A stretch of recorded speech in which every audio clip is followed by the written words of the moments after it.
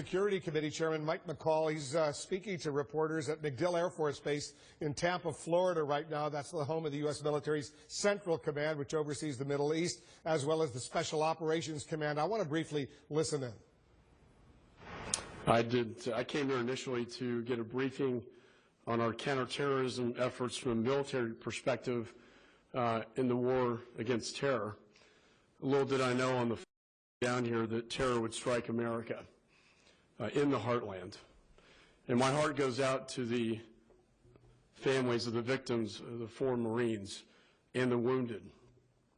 You know, what happened yesterday, unfortunately, could happen anytime, any place, anywhere in this current threat environment.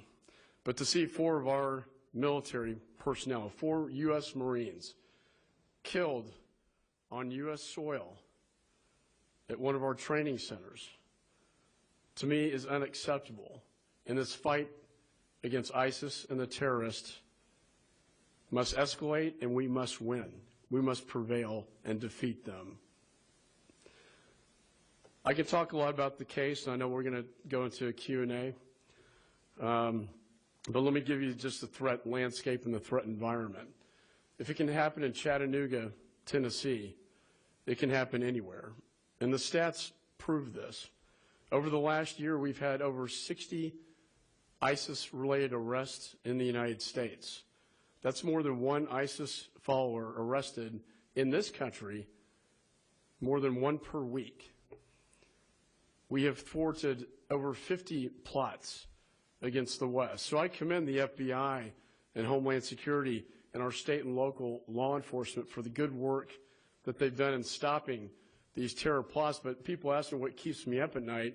What keeps me up at night is the one case we don't know about, because we do know about a lot of the plots. We do know a lot about the individuals and the communications going on in the United States, but this one we did not. This is the one that we worried about. This is the one that unfortunately happened yesterday, resulting in the death of 4 of our United States Marines.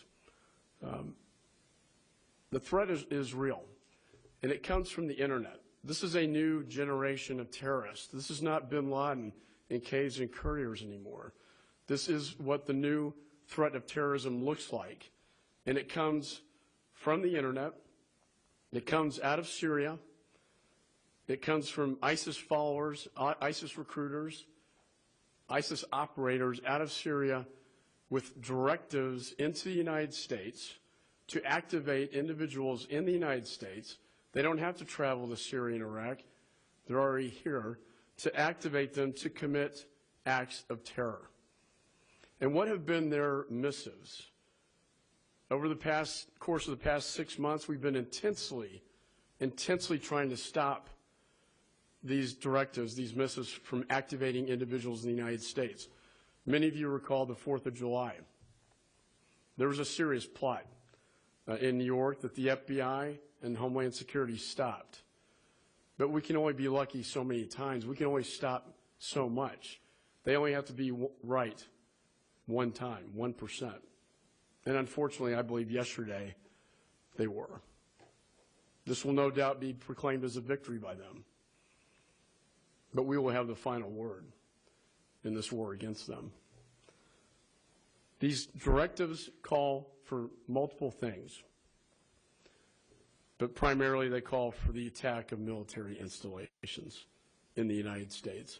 And they also call to kill military personnel and to kill police officers.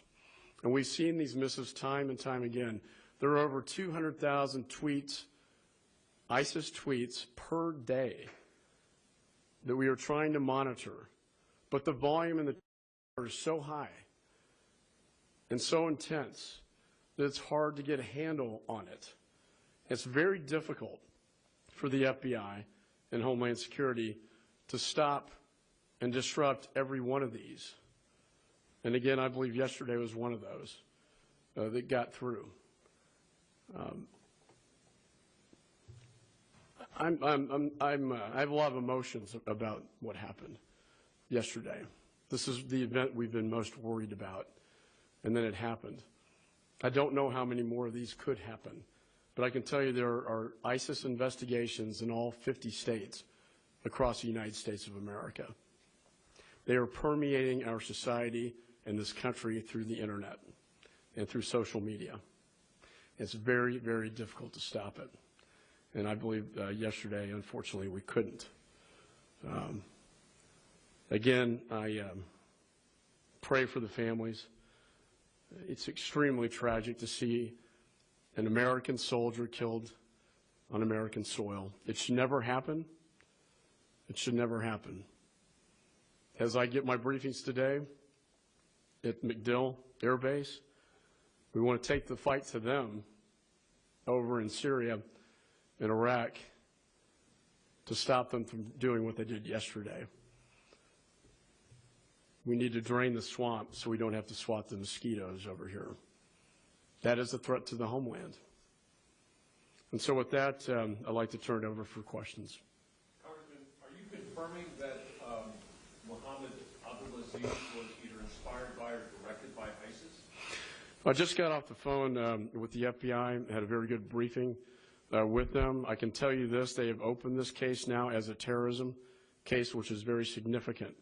Right now, his communication devices are being, they're on an airplane as I speak, going to Washington, where they will be combed over very closely for any information regarding any foreign direction about these tweets as I'm telling you about.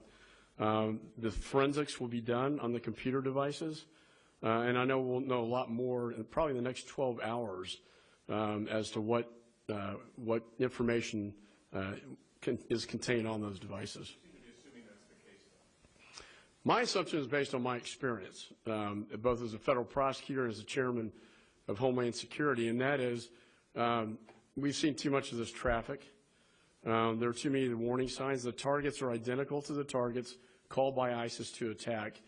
So my judgment, in my experience, is that this was an ISIS-inspired attack, and it has been opened as a terrorism investigation by the FBI, which is a very significant event in this case. Right now, there's no proof that he was set off by a particular social media interaction or internet interaction. There's no proof yet, is there? I can't confirm that until we've done a full forensics of his technical devices, his computers, cell phones. One aspect that concerns us and the FBI and Homeland as well is the ability of these terrorists and ISIS to go into what's called dark space. They communicate over Twitter accounts with Americans in the United States, but they can rapidly jump from one Twitter account to the next. And the other phenomenon is they can jump out of normal communications that we could see to what's called dark space on platforms that even if we have a court order, we cannot see these communications at all. If that is the case here, then I think we need to change the way we look at this, maybe change some policies. I think that's the greatest concern that the intelligence community and FBI and Homeland have, is that they may be communicating this dark space, and there's no way we can stop it. Are you calling for what Director Comey talked about as the change in encryption? You know, I think that there's a legal way to do this, but there's also, I've been turning to the technology companies to see if there's a technology solution to this, a creative technology solution. All right, we're going to break away from the chairman of the House Homeland Security Committee, Mike McCaul. He's holding a news conference. As you can see, he's making important news over there, breaking news. He is now working under the assumption, he says this was in fact what occurred in Chattanooga yesterday, an ISIS-inspired terror attack, the worst nightmare that he worries about, because there were no indications that this young man, Mohammed Yusuf Abdulaziz, was in fact plotting anything along these lines.